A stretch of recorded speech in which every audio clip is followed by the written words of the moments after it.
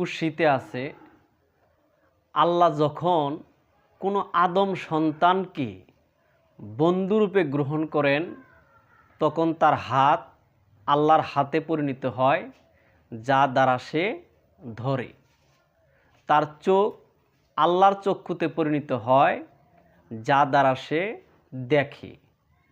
তার পা আল্লাহর পাতে পরিণত হয়, যা দ্বারা সে চলে। এমন একটা সময় আসে যে ওই বান্দাই গায়েব হয়ে যায়, ওই বান্দার রূপটা আল্লাহর রূপ ধারণ করে। কোরআনে আছে, তোমরা আল্লাহর গুণে গুণান্বিত হও। তে মানুষ যে আল্লাহর গুণে, রসুলের গুণে গুণাবলী হতে পারে তার একটা প্রমাণ এই হাদিস কুদসি এবং সূরা ফাতার 10 নম্বর আয়াতে আছে যে আল্লাহ পাক বলতেছেন, নিশ্চয় যাহারা আপনার হাতে বায়াত গ্রহণ করিয়াছে। কারা?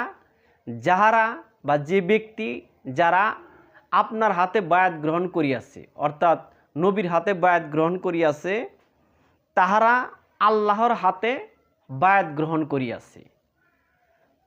তাদের হাত আল্লাহর হাতের উপরে রয়েছে।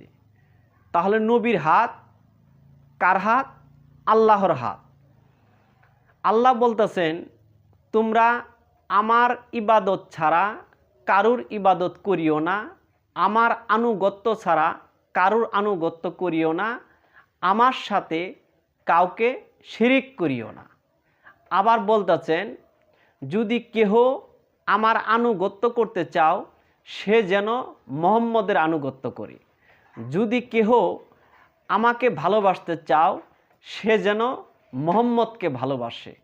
যদি কেহ আমাকে অনুসরণ করতে চাও সে যেন মুহাম্মদকে অনুসরণ করে। তাহলে কি দাঁড়াইল?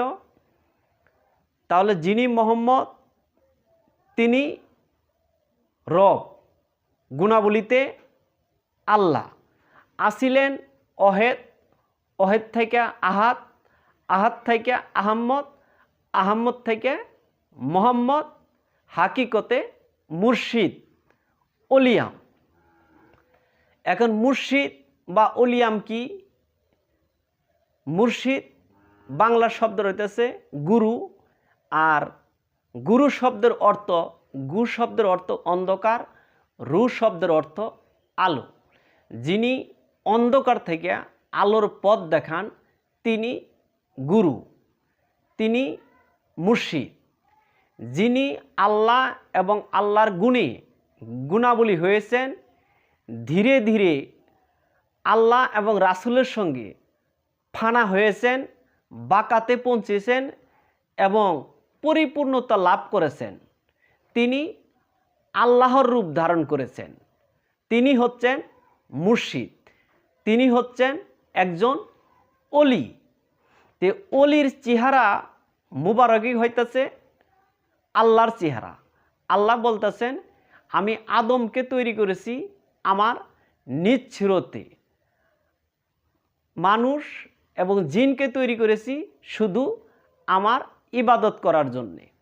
তাহলে মানুষ এবং জিনকে তৈরি করেছেন শুধু আল্লাহর ইবাদত করার জন্যে, এবং এই মানুষকেই তৈরি করেছেন তার নিজ সুরতে। তো এই মানুষ যখন আপনার ধীরে ধীরে আল্লাহর গুণে গুণাবলিত হয়ে যায়, তখন সে আর বাহ্যিক দৃষ্টিতে মানুষ থাকলেও গুণাবলিতে সে কিন্তু আর সাধারণ মানুষের মতো 8-10 জনের মতো না। তিনি হচ্ছেন গুণাবলিতে আল্লাহ, অর্থাৎ আল্লাহর রূপ